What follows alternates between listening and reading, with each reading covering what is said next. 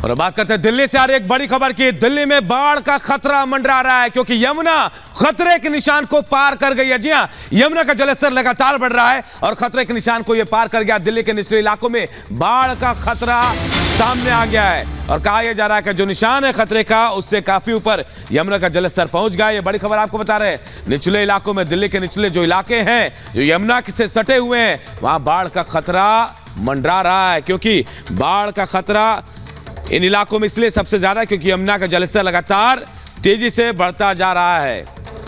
और इस वक्त मीनाक्षी हमारी सहयोगी हमारे साथ दिल्ली के लोहा पुल से जुड़ चुकी हैं। मीनाक्षी, लगातार बाढ़ का खतरा बढ़ता जा रहा है। अब तो ओखला बैराज से भी पानी छोड़ दिया गया है। फिलहाल क्या स्थिति है वहां पर?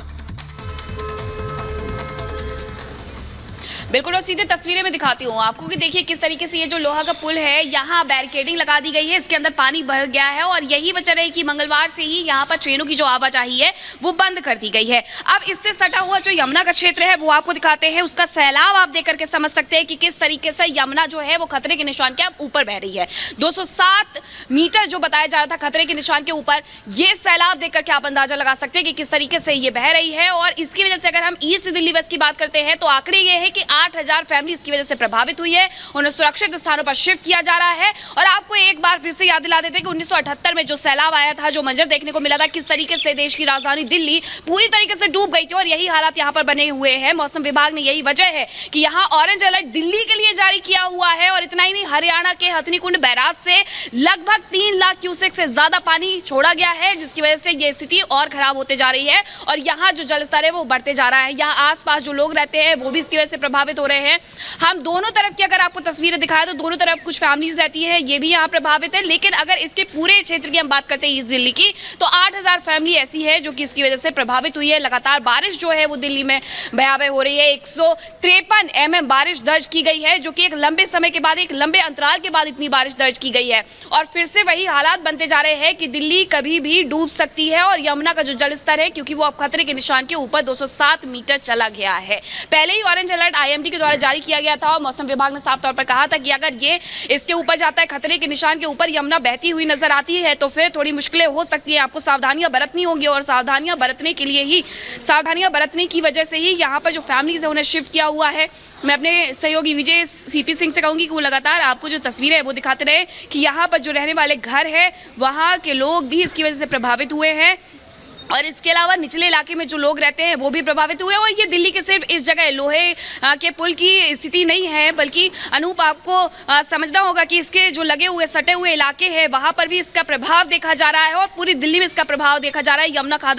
यमुना नदी जो है वो मदनपुर खादर में किस तरीके से बह रही है, आप ये भी देख सकते हैं कि घरों के अंदर पानी घुस गया है। ऐसी कई तस्वीरें सामने आई हैं राष्ट्रीय राजधानी दिल्ली से कि आपकी सोसाइटी में भी पानी भर गया है, यानी कि कई मंजिला जो इमारत बनी हुई है उसके बेसमेंट पूरी तरीके से पानी से लबालब है। और ऐसी तस्वीरें ये निचले इलाके से भी आ रही हैं जहां एक बड़ी आबादी देखिए यमुना के बिल्कुल किनारे से, जिसका जिक्र आप कर रहे हैं, मदनपुर खादर, यहां से आप पूरे फरीदाबाद तक जाएंगे, जहां तक यमुना जाती है एक बड़ी आबादी वहां रह रही है। क्या इन तमाम इलाकों में बाढ़ का खतरा है? कोई जानकारी मिल पाई है?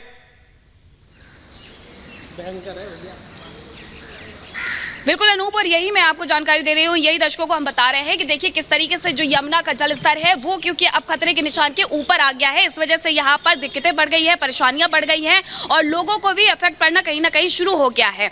तस्वीरें चाहे आप निचले इलाकों की देख लीजिए या फिर उन इलाकों की देख लीजिए जहाँ पर बहुमंजिला इमारत है, वहां पर भी हाल कुछ इसी तरीके से है कि इमारतों के बेसमेंट में पानी भर गया है, गाड़ियां तैरती हुई नजर आ रही है, गाड़ियों के अंदर पानी भर गया है। और अब देखिए जो झोपड़ी है, झुग्गी है, उन्हें तो कहीं ना कहीं इसकी वजह से नुकसान तो हो ही रहा है। और ये यमुना का जो जलस्तर बढ़ा हुआ है, इससे कहीं ना कहीं निचले इलाके के जो लोग हैं वो सबसे ज्यादा प्रभावित है, क्योंकि अगर आप बहुमंजिला इमारत में रह रहे हैं। बिल्कुल मीनाक्षी, और जो तस्वीर आप दिखा रही हैं खतरे की निशानी, क्योंकि खतरे के पार, खतरे के ऊपर यमुना का जलस्तर पहुंच गया है और तेज पानी का बहाव है वो चल रहा है। बहुत बहुत शुक्रिया, आपसे आगे भी अपडेट लेंगे और बढ़िए बढ़ते हैं आगे और देखते हैं 2 मिनट में भारत।